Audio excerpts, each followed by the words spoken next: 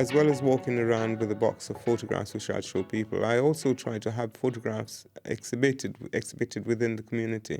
The first exhibition I had, which was '83 at the Icon Gallery, I felt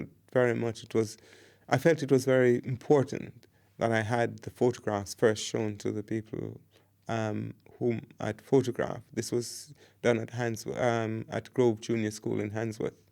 And where we had a good crowd. In fact, it's the first time a young man asked me for my autograph. I was terrified, really, because I didn't think I'd done anything warrant someone asking me for an autograph. But yeah, I try to show the photographs, and wherever possible, in schools, pubs, church hall, cafeterias, you name it, shebeens, library. I try to keep the people who have been photographed, if you like, aware of my representation of them. While I don't intervene with the people who I'm photographing, I'm very much in touch with their sentiments. I do speak to a lot of people, young, old, religious, non-religious, gang members, you name it.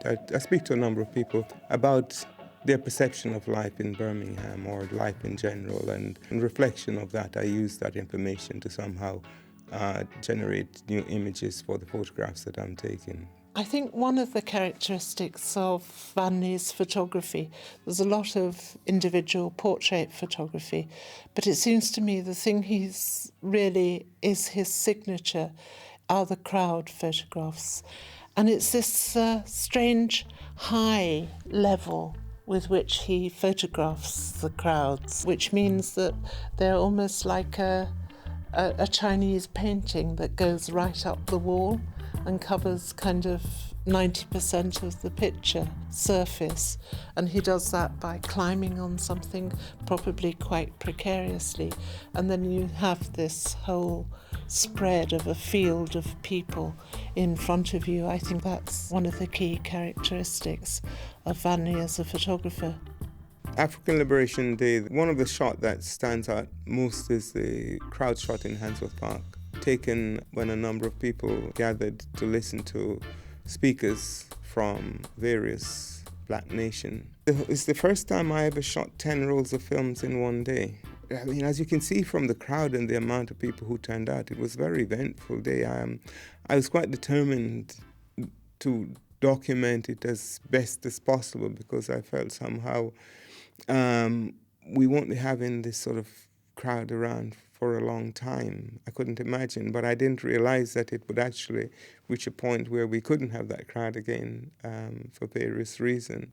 We had a lot of speakers from different countries came to speak, many of them on stage, but I was quite reluctant to take photographs of the dignitaries at the time, and the reason was, at the time, the police were very involved in pursuing a number of these characters, and it was generally felt that my photograph might compromise them, more so by myself than others. I didn't want to be in a position to compromise others in the photographs. But I traveled the streets with the people and photographed them, using the backdrop of the houses I found quite interesting, and whatever I found on the journey.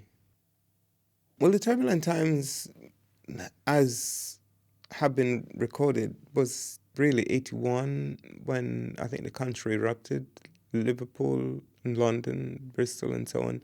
Birmingham wasn't touched much at that point. There wasn't much of a riot, although there was some disturbance here. '85 was when we had the main disturbance in Handsworth. Yeah, I happened to have been there when it started. I wasn't working. I didn't have my camera on me. But I realized that something big was happening. The whole thing kicked off in the night. 2 people died, if I'm not mistaken. And the street was pretty well destroyed. One, it's happening in the area geographically, and also, two, it involves the people whom I've been photographing all these years. So while photographing all the other things, it was vitally important that I document, this. It would have been a major part of the lives and experience of the people. As well as that kind of public history, there was also the sense of family history that I got very strongly from working with listening to Vanley talking about his photographs.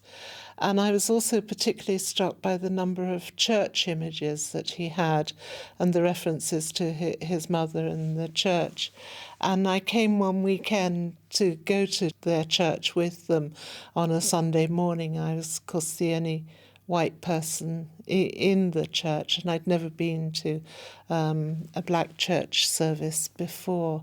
So that was quite a kind of revelation. And then there was a family party for Vanley's birthday, and I went along to that. And this whole sense of the family and the importance of the family and the idea of the knowledge that is there within a family.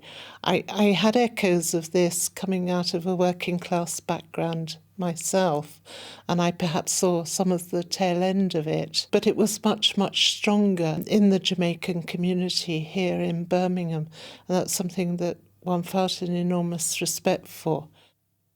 Part of the idea of taking photographs was also to preserve some of the cultural references, really, and singing at a night, which is when normally a group of men would meet. Once someone dies, the whole community, once they get to know it, they start turning up at your door, and some will carry food, some will carry drinks, some would offer support, some would cook, clean, wash, and there's a big engagement with the family. This would go until quite late into the night. There'll be a lot of consumption of rum in some places as well, but not always. Quite a few of these people are Christians, and they would be in another room singing. And on this occasion, a photograph of these men in the front room, and they're actually singing from the Bible, but they sing in a very dull, droning way. It's not supposed to make sense, and if it seems to be making sense, they somehow stop themselves and start over again. I do like that photograph because it's captured part of that past in history. All or most of those guys have died now, and the practice is changing. In fact, what seems to be happening now is younger people are playing drums at funerals, which is again taking the theme a little bit away from the Jamaican experience, I think, and perhaps more towards an African shared Jamaican experience.